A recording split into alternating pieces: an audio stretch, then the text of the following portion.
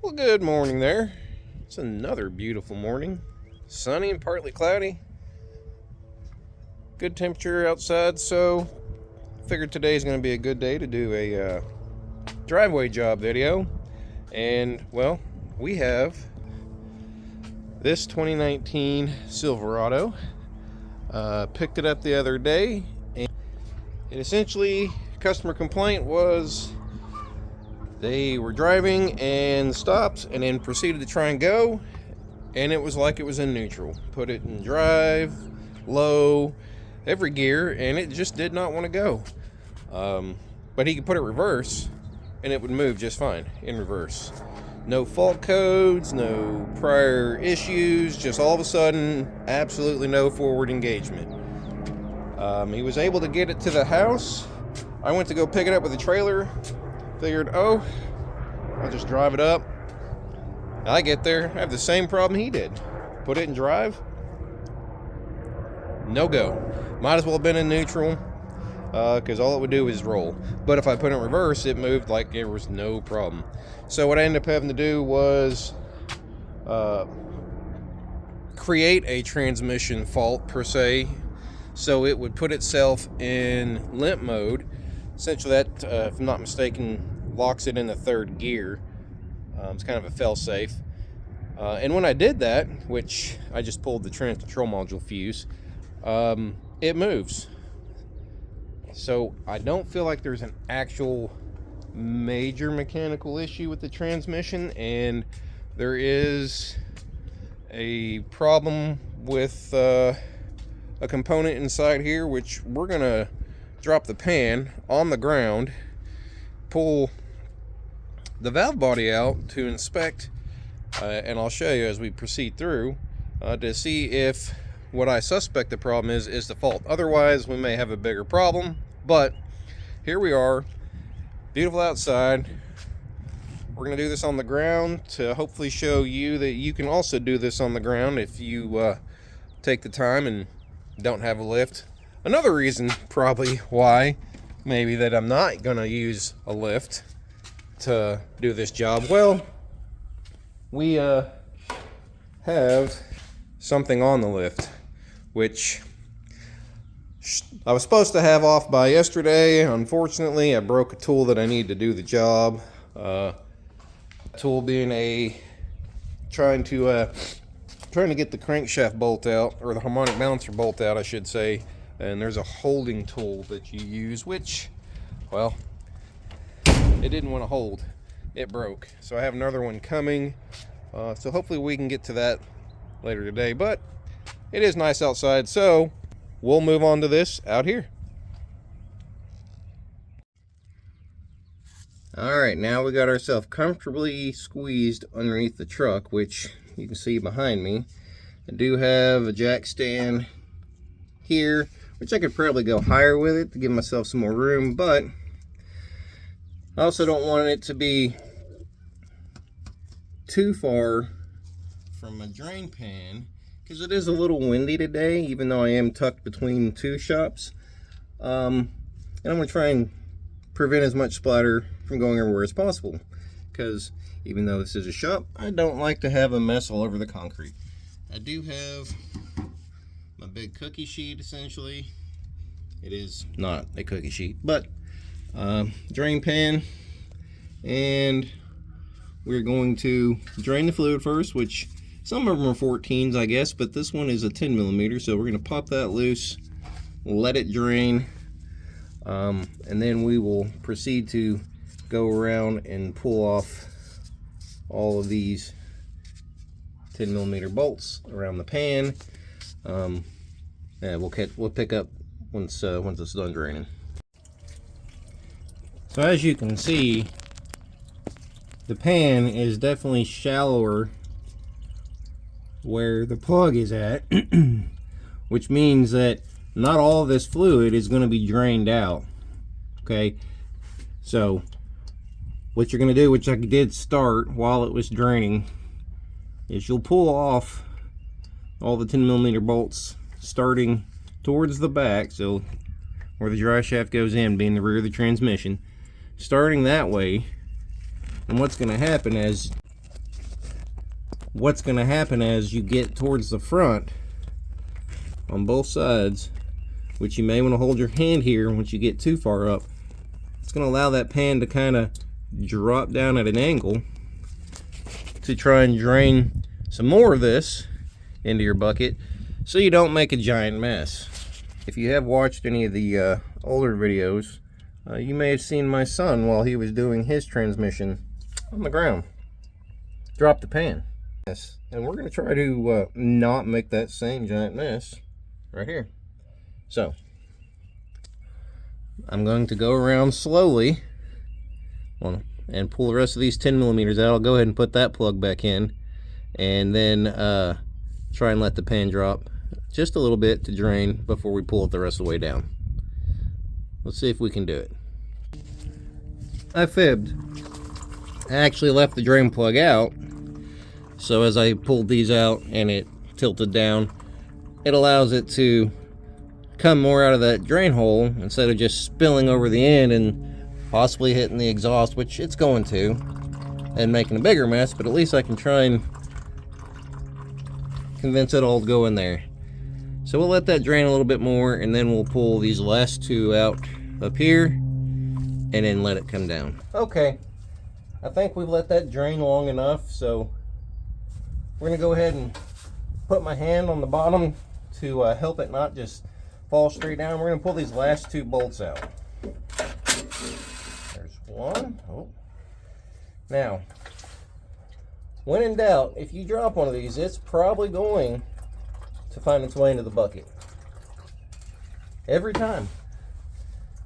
Unless you were trying to hit that bucket, if you were trying to drop one in there, it probably would miss. But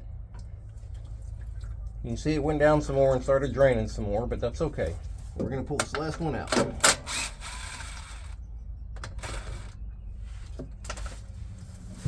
All right.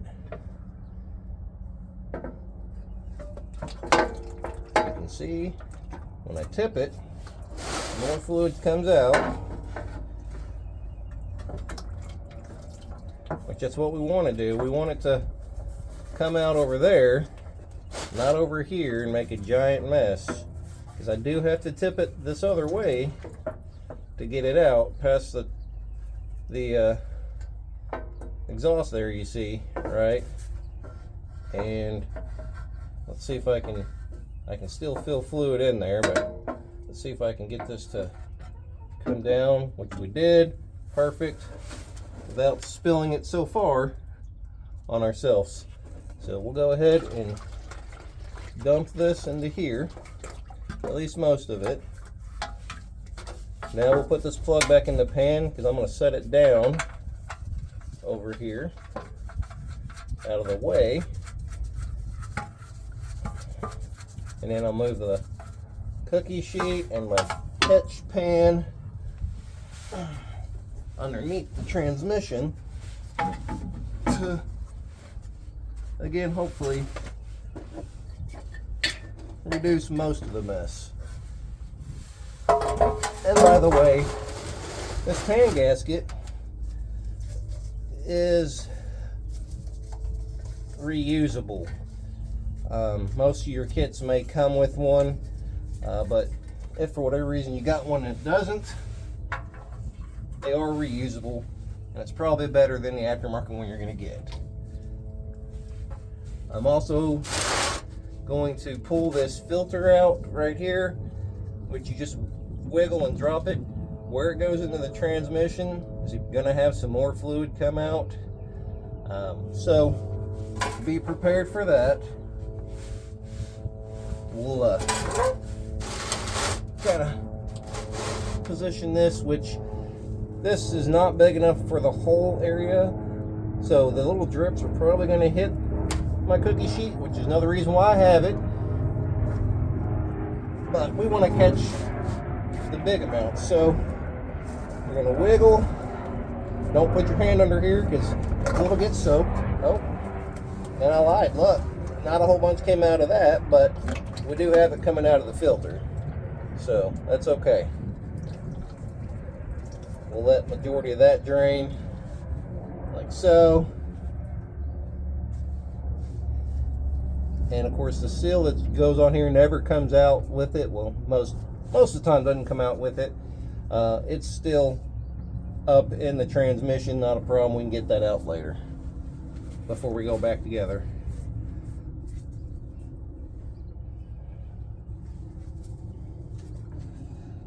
Let's set this over here. All right, we're going to go around and now remove the valve body here, which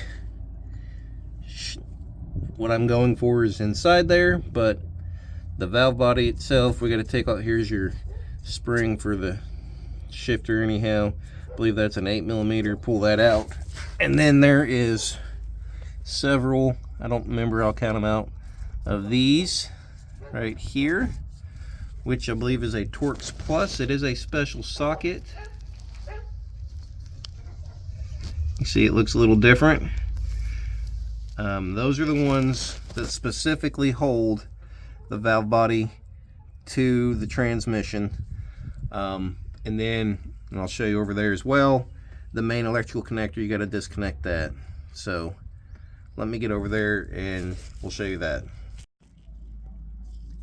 So we did have a little bit of a delay in the process here, because of course it never fails. You go to look for a tool, especially one that's not used that often. The sockets for this valve body, which are what's called a Torx Plus. They're like inverted Torx. They look almost identical, but they're not. They're different. This bolt right here, it's a valve body bolt. That's the socket that I was missing. I looked and looked and looked, and I tried even. I have multiple inverted Torx, but I did not apparently have the Torx Plus. So I had to run and go find some, which you see, that's pretty close to what an inverted Torx looks like, but I guess they're a little bit more squared on the inside than an inverted Torx, and that's what makes it a Torx Plus. I don't know.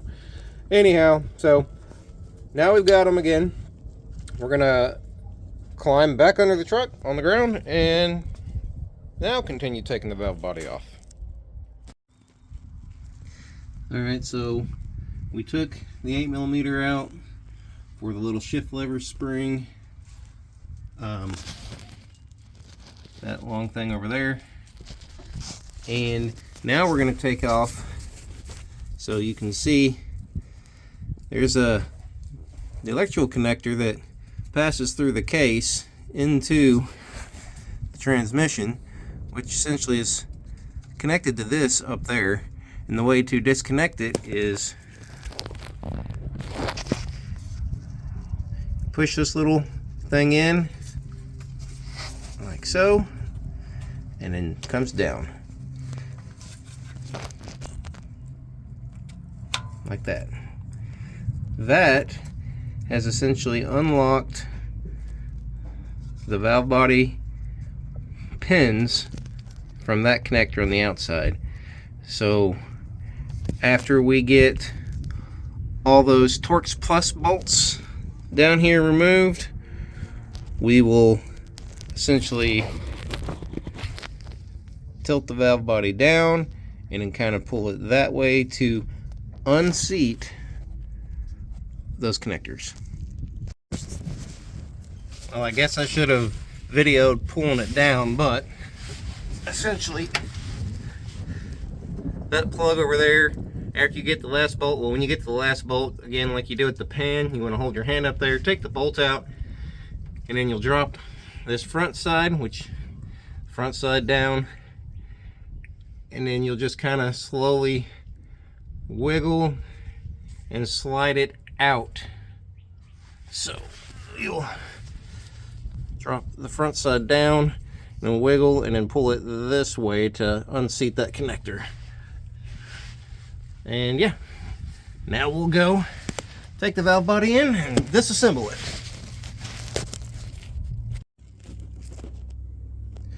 Alright, so here is inside the pan, which still got some fluid in it. And there's a magnet. You can see, I mean, there's a little bit of stuff on there. There's not a whole lot on there. I would consider that being pretty normal for 130,000 miles. I don't see any big chunks or nothing like that. And the fluid is definitely discolored, not super dark. So, and on the bench we do have the valve body, which we're going to disassemble to check out internally. So what you're looking at here, this here is what would be facing downward. So when you drop the pan, this is what you see. And then this side here, this is what's upwards in the bottom of the transmission. So we're going to start on this side here, and we're going to take off the speed sensors, okay, 8mm, and these little tangs that hold the harness down. You just work those up with a flathead, and then you'll unplug it from the tickum. Okay, so we're going to do that part now. So we got those off. Now we're going to pull these two 10mm bolts here. All right, and of course we did flip it over, so now we're back on the other side. 10mm bolt here, 10mm bolt here, and we're going to unplug here and pull the wire out from there.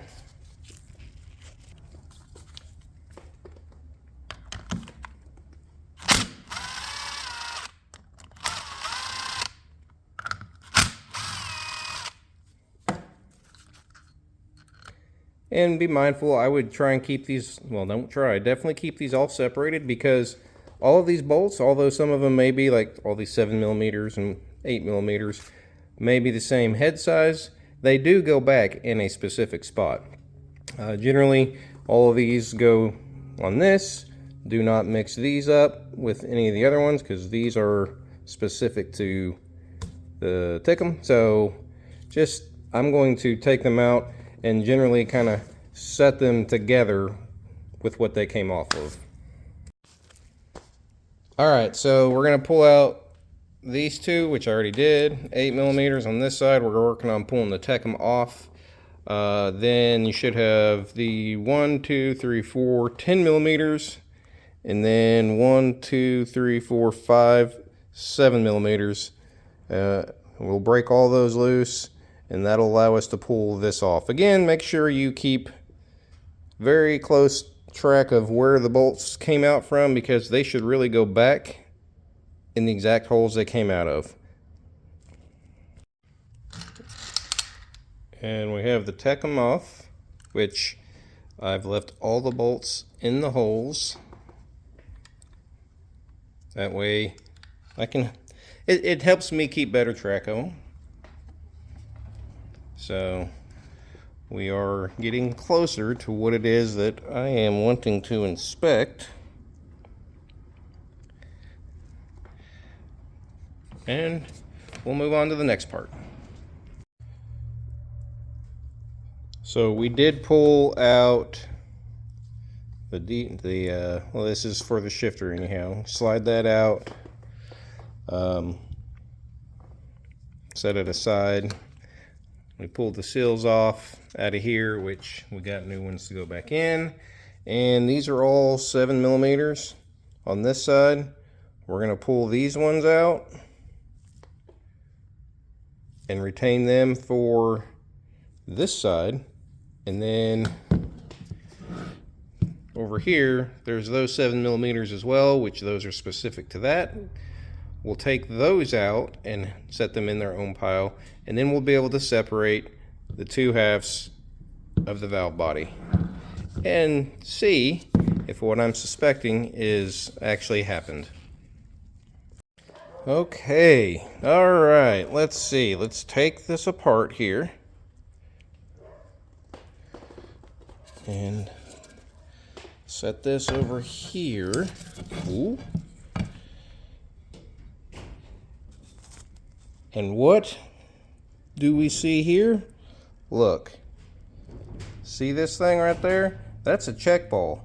That should not be stuck or sitting in that hole. And that, like you can see that one down there, it's down. That one down there, it's down. This one here is stuck in this separator plate, which that is exactly what is causing this to go like full neutral. When you put it in drive, it doesn't want to go anywhere because it can't get fluid through there. I am happy to see that. You guys watched me separate that, and there it is. Well, let's get that pulled off and get it replaced. Okay, so we did get a new kit from GM, General Motors. That's the part number.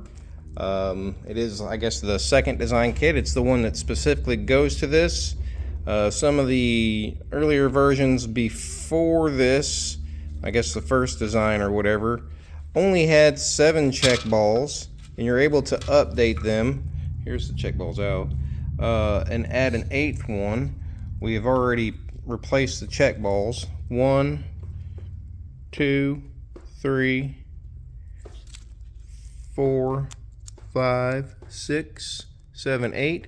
I believe this one here is the one that's added from the first design. I don't think this one is actually originally in some of the older models, if I'm not mistaken. Don't quote me on that, do your research. Per the little instruction sheet in the kit that I got, and this is a new separator plate. So we're gonna put these on, put this on. We're going to put this on here, flip it over, and then put the 12 7mm bolts in a certain sequence. I think I have a picture of the torque spec and the sequence. I'll put that here, and then we'll pick up from there. Okay, so 71 inch-pounds, torqued all the 12mm bolts. Excuse me, 12mm. They are not 12mm, those are 7s. All the 7mm bolts in the torque sequence. And then now we're going to, I believe we're going to go in and reinstall the Tickum, which I had left all the bolts where they were, so I can put them back in the way they came out. So really from here we're just going back around and putting back on everything we took off, essentially like normal, in reverse process of the way it came off. We did replace these 2 seals which come in this kit here, which, well, I'll show you. That's these right here. So I'm not gonna show you the rest of this. We'll pick back up underneath truck because there's a few things that we may want to do when we get down there. Holy cow, man, that was blurry. Sorry about that. Anyhow, we'll pick back up underneath the truck and I'll show you a few things with this where it goes back through the case.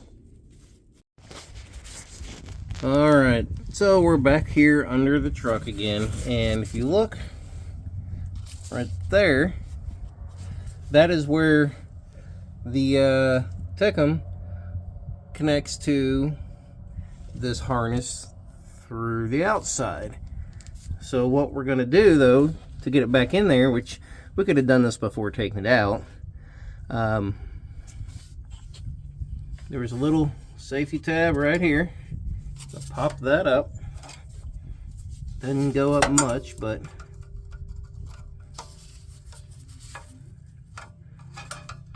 just locks it down.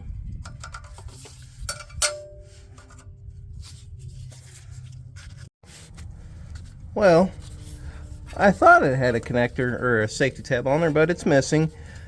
Essentially, right now you can just slide the whole thing out, and then you just push this.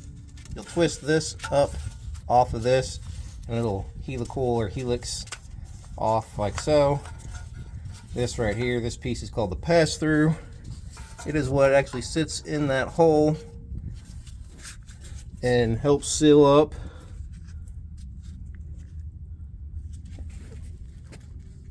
through the case. And yeah, so there's your connector. So we're going to leave these out, and then when the valve body gets back in, we'll slide this in. And that white tab, which I'll show you in a minute, on the valve body will not lock in place unless this is lined up into the valve body through the transmission properly. So you'll know that for sure. Another thing is we got to get the detent lined up with that pin right there. If you don't, well, you may not be able to shift into the right gear, and of course your display on the dash, the Prindle indicator, may not work or say where you're at properly. So we'll try and show you that too. Okay, so maybe you can see it, maybe you can't. We got that 8mm and that spring put back on, but also inside there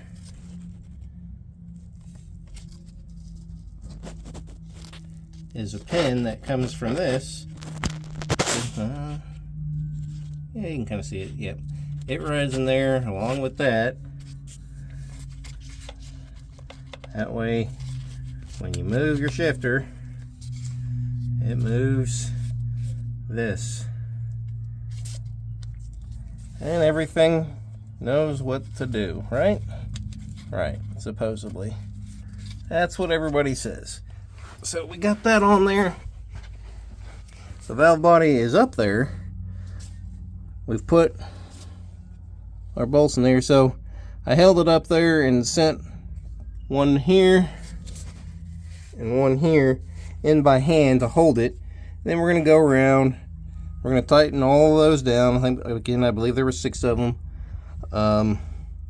With that Torx Plus socket, and then we will put the little pass-through collar in up here,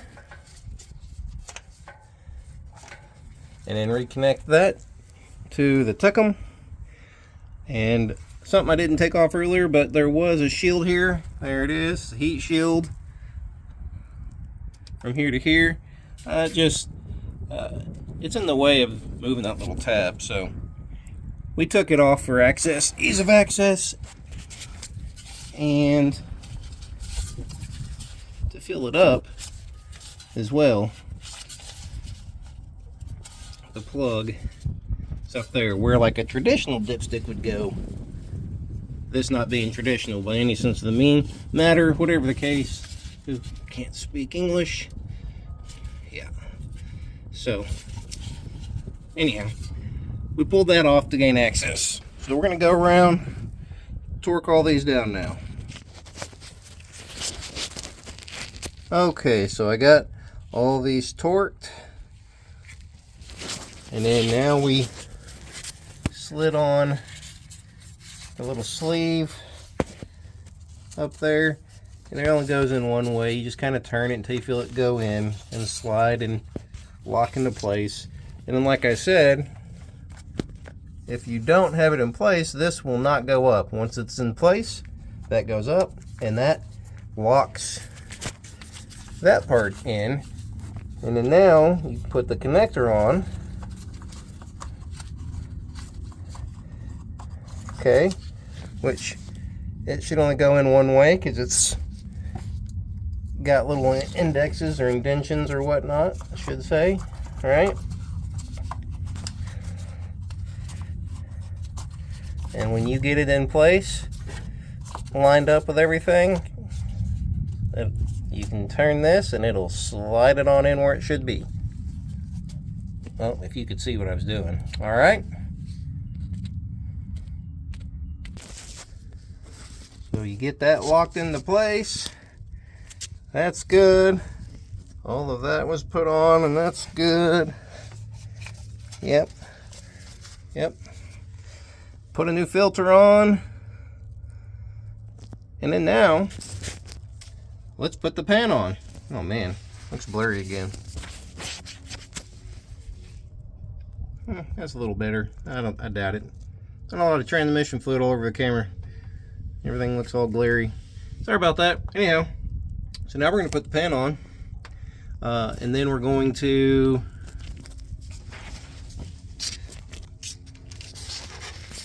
so that again is the little plug right there, which I've already popped out, but you can see it's lifted up a little bit right there. It's kind of like a push pin for like your under plastic. It pops up and then you can just pop that out. So that's where on older models a dipstick tube would go there. That's where we're gonna probably run a hose from up top down into here to fill it full of fluid. We'll get the pan on there and get it filled up. Looky there, you're almost done.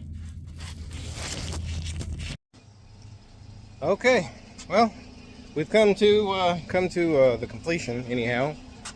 Filled it up, and now it's time to see if she'll move.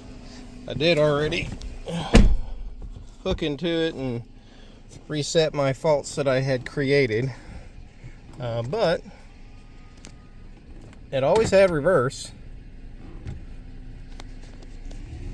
which we still always have, but what we want to know is, do we have forward? Let's just go here, go there.